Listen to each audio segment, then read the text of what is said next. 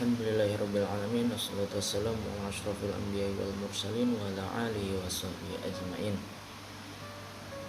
Baiklah, pada kesempatan kali ini perkenalkan di sini saya Nur Salam Ihsan Budiman dari kelas Ilmu Quran dan Tafsir angkatan 2018 pada mata kuliah praktek kerja lapangan dengan materi metode terjemah Al-Quran. Nah, pada kesempatan kali ini saya akan menyampaikan mengenai metode terjemah Al-Quran, salah satu dari metode terjemah Al-Quran yang terdapat di Indonesia. Di Indonesia sendiri metode terjemah Al-Quran ini terdapat sangat banyak, seperti diantaranya Tamyiz, terus Cordoba, terus An-Nasr dan Al-Huda, serta sebagiannya yang lain. Nah, pada kesempatan kali ini saya akan membahas mengenai metode Al-Huda. Sebelum masuk ke metodenya, di sini saya akan menjelaskan mengenai penemu metode Al-Huda ini. Penemu metode Al-Huda ini ialah Ustadz Ahmad Susono SS, dilahirkan di Ogan Komering-Ulu, Palembang pada tanggal 5 Maret 1977. Latar belakang pendidikan beliau ialah menuntut pendidikan pada pesantren Bambu Salam, Madiun, Jawa Timur, lalu melanjutkan pada pesantren modern Darussalam Gontor, lalu melanjutkan pendidikan kuliah pada Universitas Islam Negeri Yogyakarta. Nah, itu sedikit daripada latar belakang dan biografi dari pengarang metode Al-Huda ini. Pada metode Al-Huda ini ditemukan pada tanggal 9 April tahun 2003, di mana dengan judul buku 60 hari bisa menerjemahkan Al-Quran sendiri, panduan belajar bahasa Arab metode Al-Huda. Dan buku yang satunya lagi 20 hari bisa paham Al-Quran dengan tafsirnya, metode 3-in-1, pada tahun 2016. Jadi Ustadz Ahmad Susono ini mengeluarkan dua bentuk metode dalam penerjemahan dan pemahaman Al-Quran, di mana yang pertama ya dalam bukunya 60 hari bisa menerjemahkan Al-Quran sendiri, panduan belajar bahasa Arab metode Al-Huda, dan satunya 20 hari bisa paham Al-Quran dengan tafsirnya metode 3-in-1.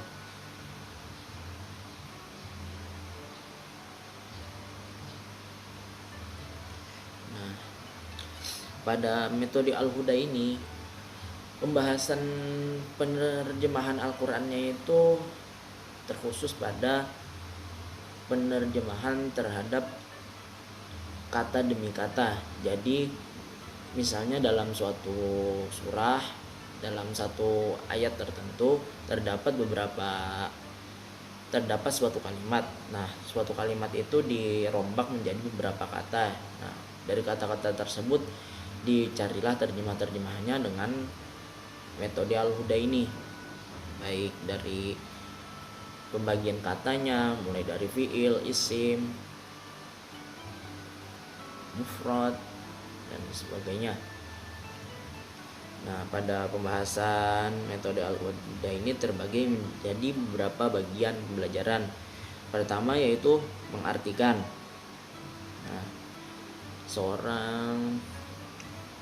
dalam menggunakan metode Al-Huda ini, siswa yang mempelajari diajarkan untuk mengartikan suatu kalimat dalam Al-Quran, dan itu mengartikan secara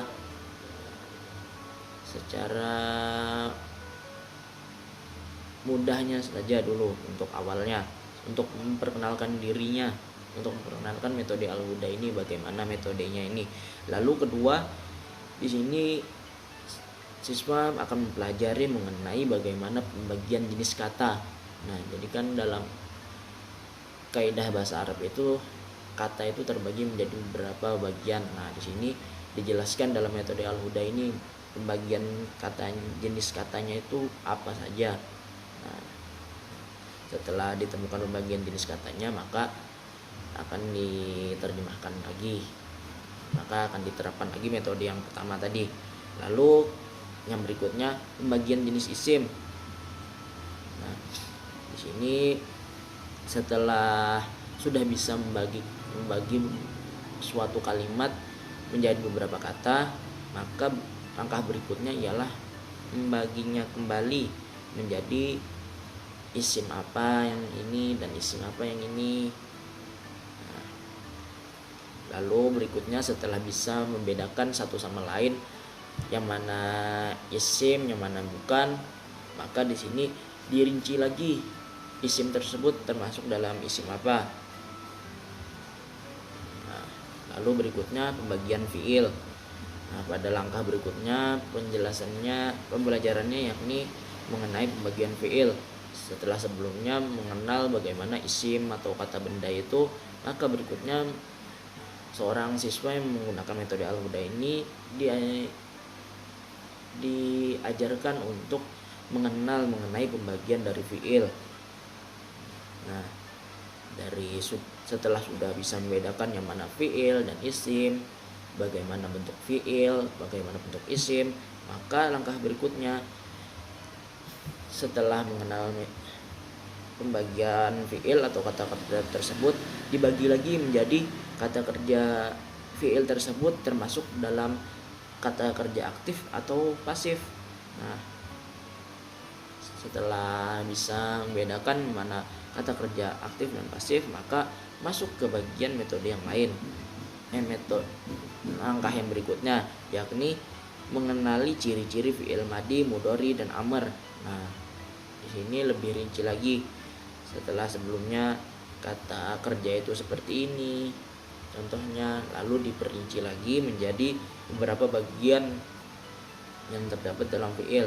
Di sini contohnya fiil madi, mudhari dan amr. Nah, di sini dijelaskan dalam bukunya mengenai ragam ciri-ciri yang terdapat dalam fiil madi, mudhari dan amr, di mana satu sama lain itu berbeda. Lalu setelah bisa membedakan mengenai bagaimana bentuk dan ciri-ciri dari fiil madi, fiil mudhari dan amr, maka lanjut pada langkah berikutnya yakni merubah suatu kata. Nah, lalu berikutnya setelah bisa merubah suatu kata, lalu masuk ke bagian membentuk suatu pola. Nah, jadi polanya itu dibentuk dulu, diperinci lagi mengenai bagaimana perubahan katanya. Jadi tidak serta-merta langsung merubah suatu kata. Jadi harus diberi tahapan dulu secara keseluruhan. Lalu langkah berikutnya setelah dapat membuat suatu pola tersebut, dilanjutkan dan diakhiri dengan prakteknya. Nah, dengan prakteknya ini diharapkan siswa yang mempelajari metode Al-Huda ini dapat menerapkan metode Al-Huda ini ketika memahami dan menerjemahkan Al-Quran sendiri.